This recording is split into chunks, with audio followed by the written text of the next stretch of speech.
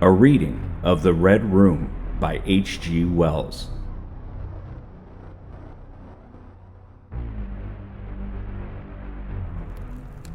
I can assure you, said I, that it will take a very tangible ghost to frighten me.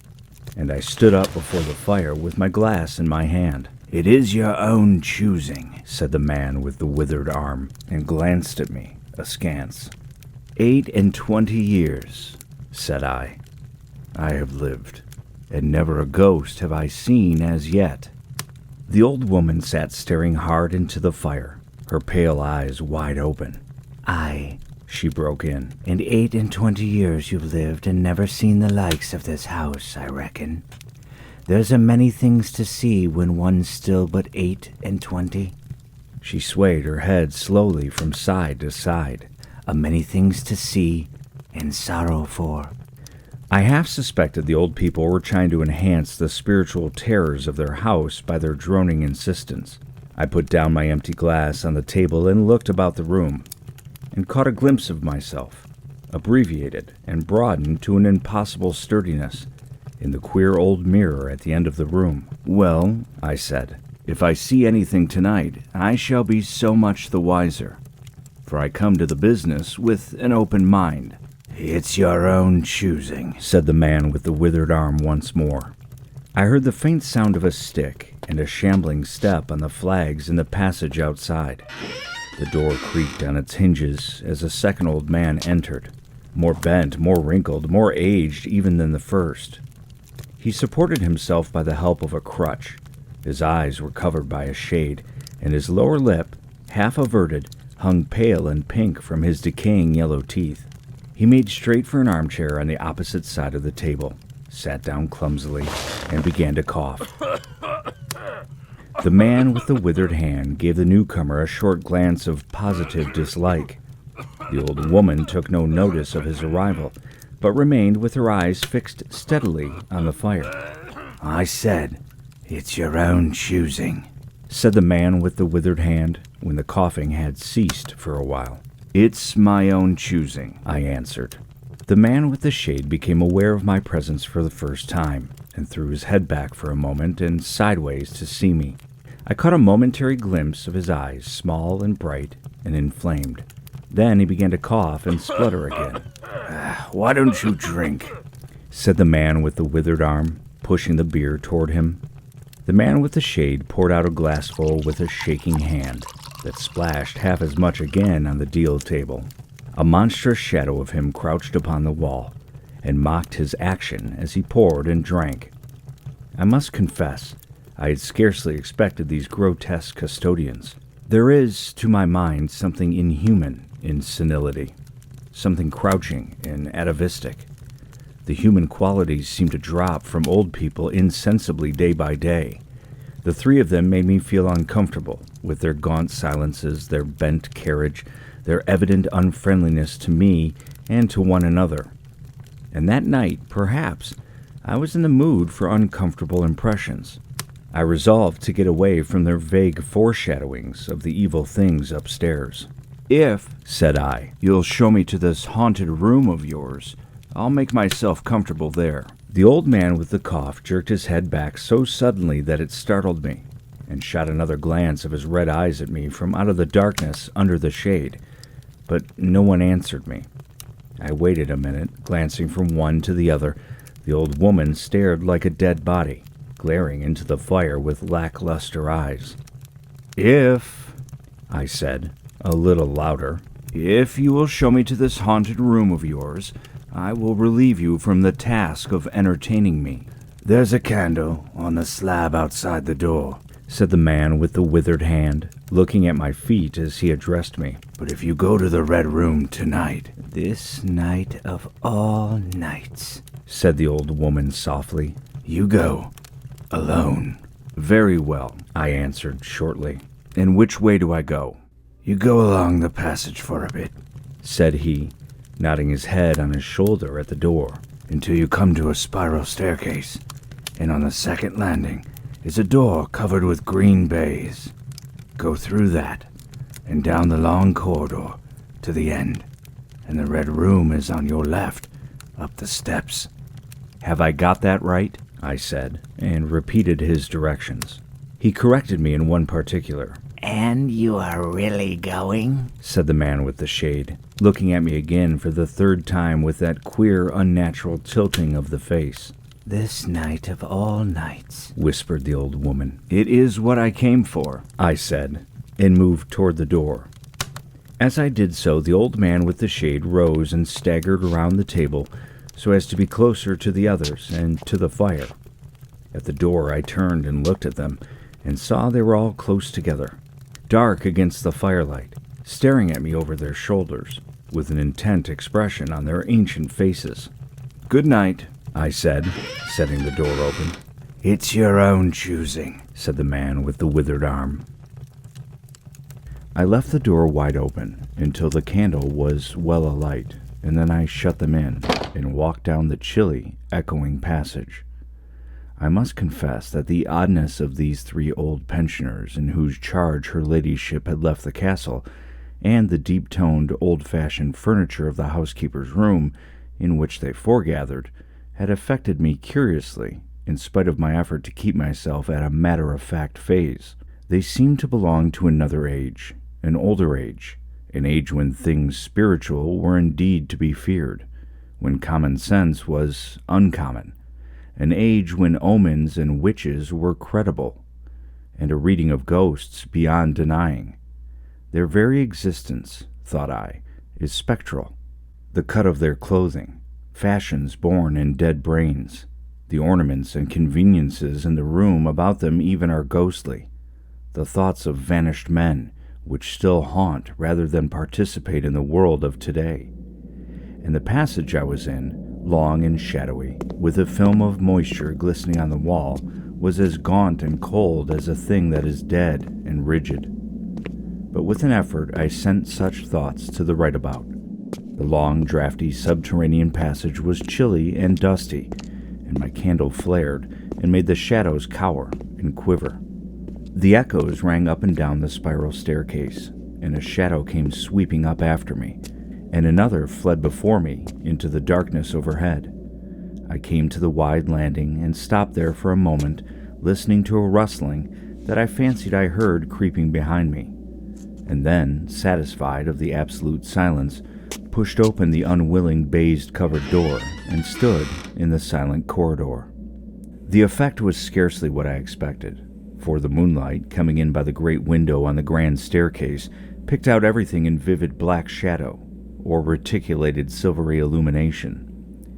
Everything seemed in its proper position. The house might have been deserted on the yesterday, instead of 12 months ago.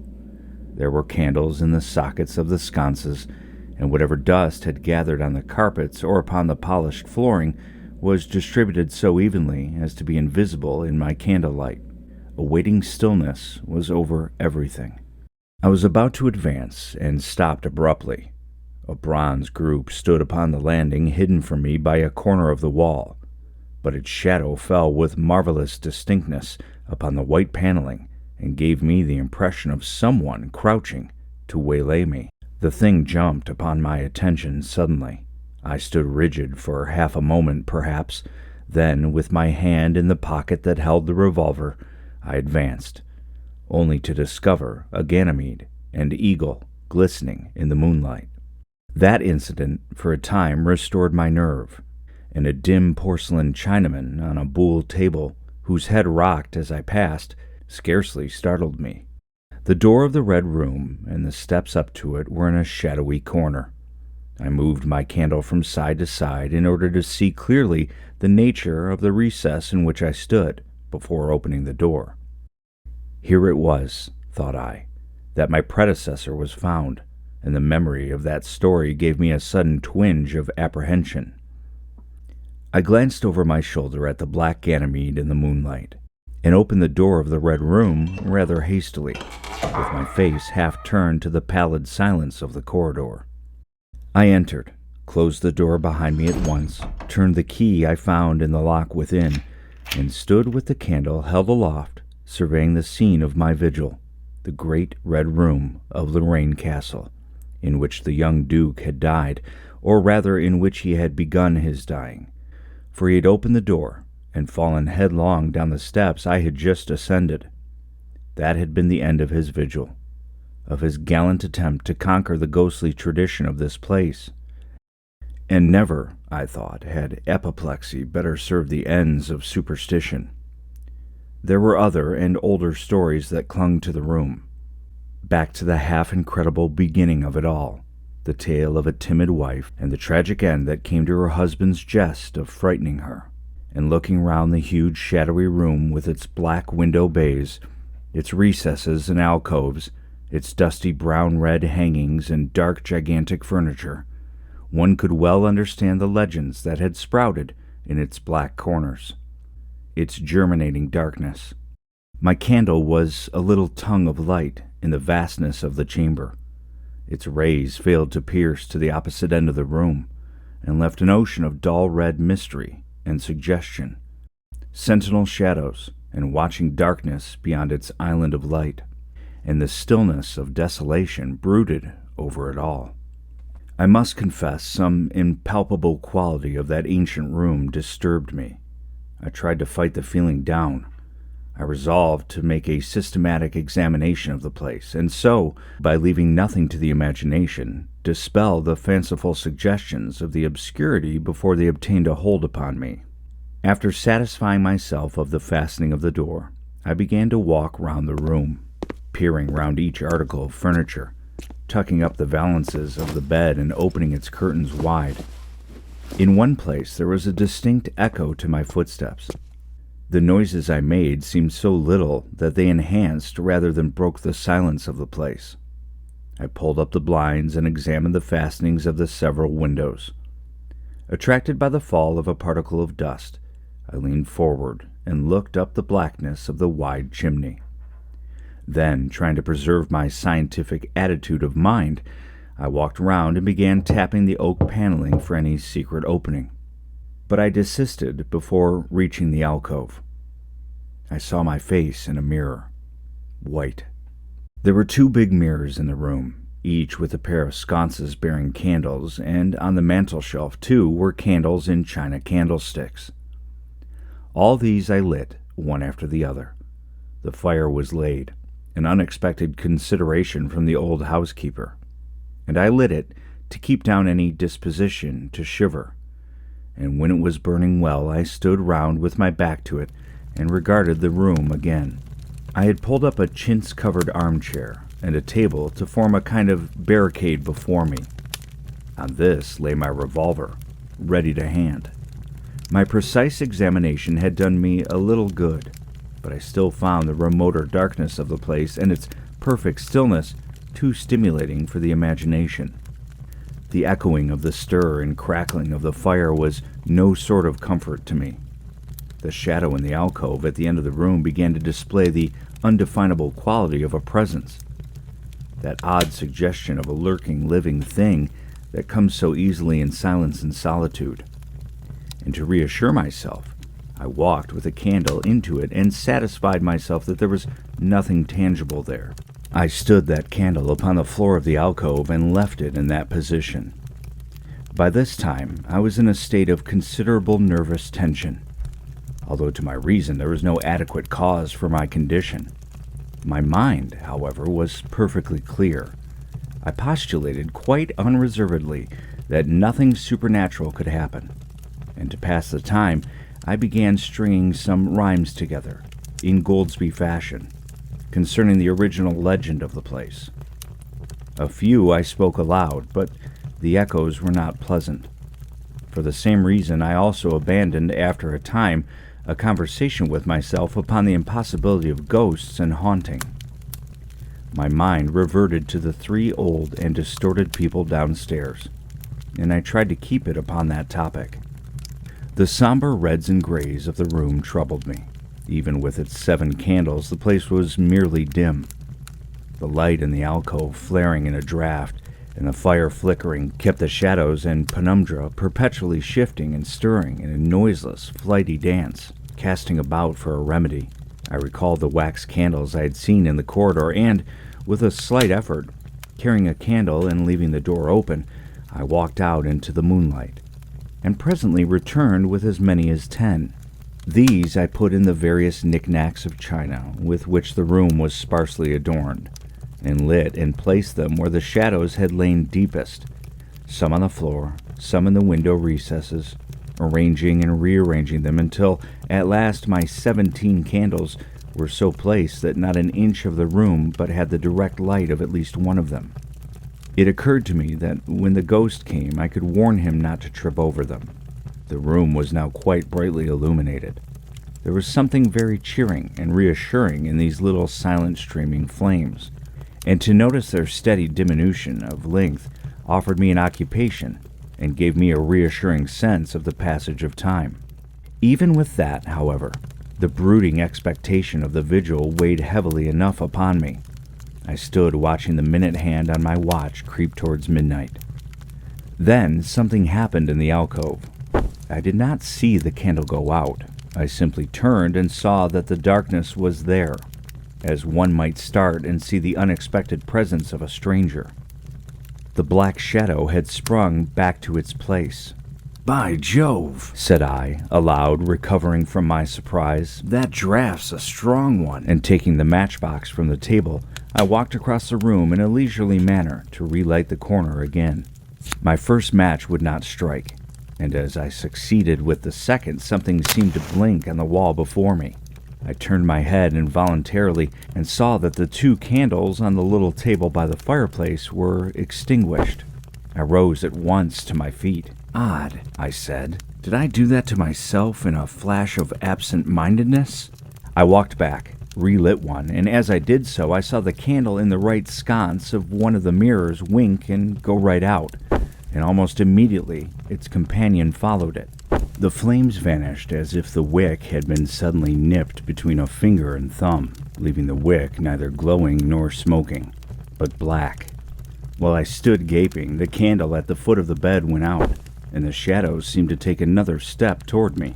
"This won't do," said I, and first one, and then another candle on the mantel shelf followed. "What's up?" I cried, with a queer high note getting into my voice somehow.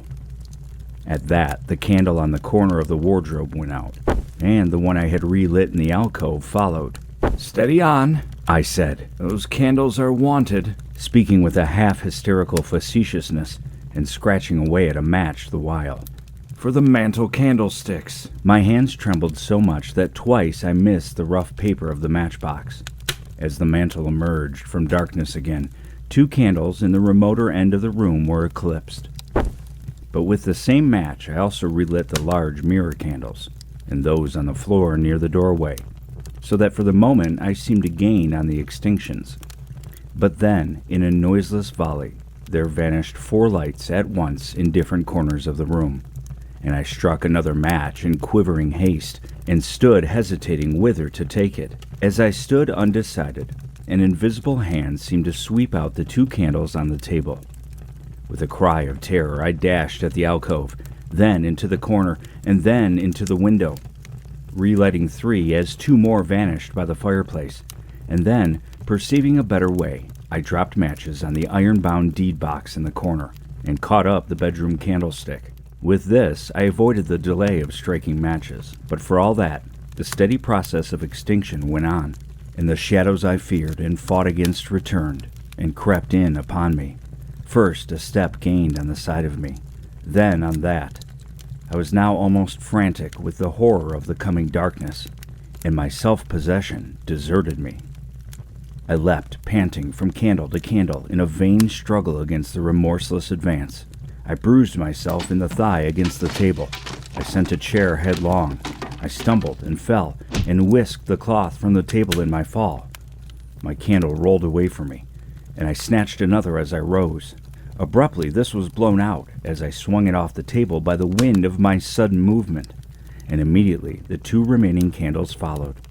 But there was still light in the room, a red light, that streamed across the ceiling and staved off the shadows from me.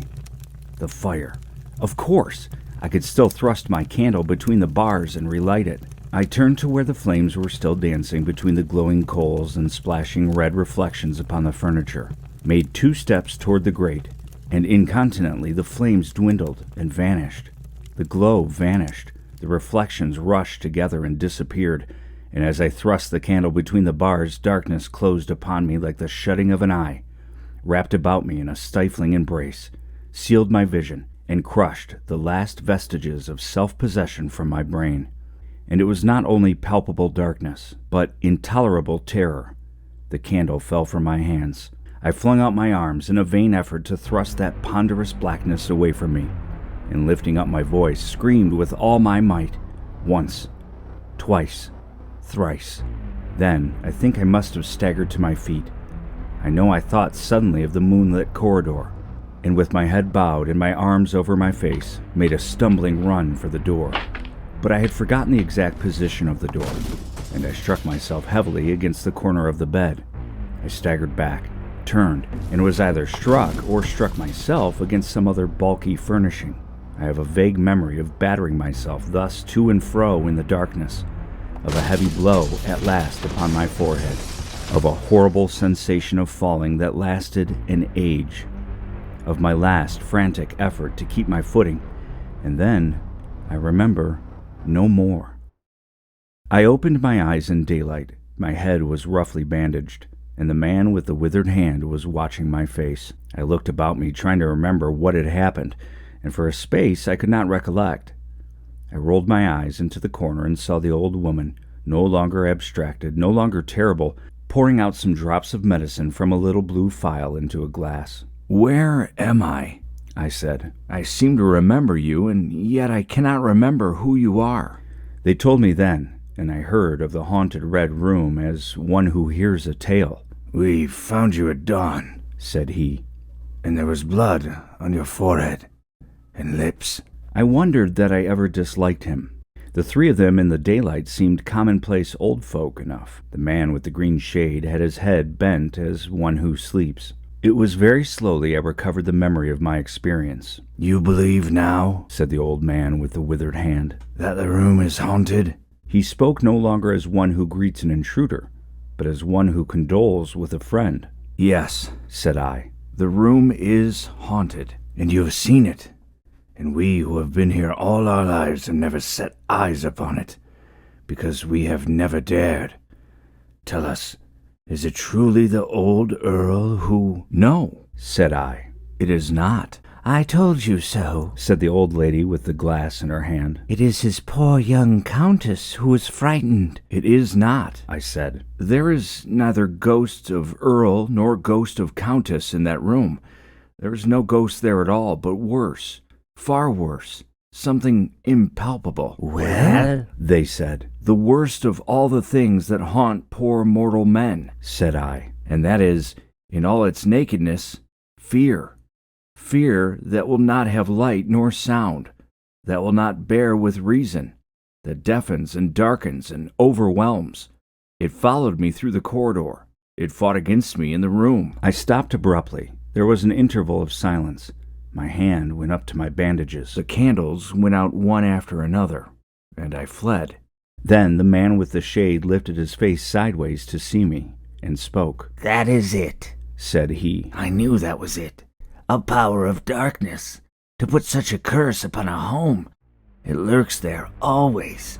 You can feel it, even in the daytime, even of a bright summer's day, in the hangings, in the curtains, keeping behind you however you face about. In the dusk it creeps in the corridor and follows you, so that you dare not turn. It is even as you say. Fear itself is in that room, black fear, and there it will be so long as this house of sin endures." I hope you enjoyed this reading of The Red Room by H.G. Wells.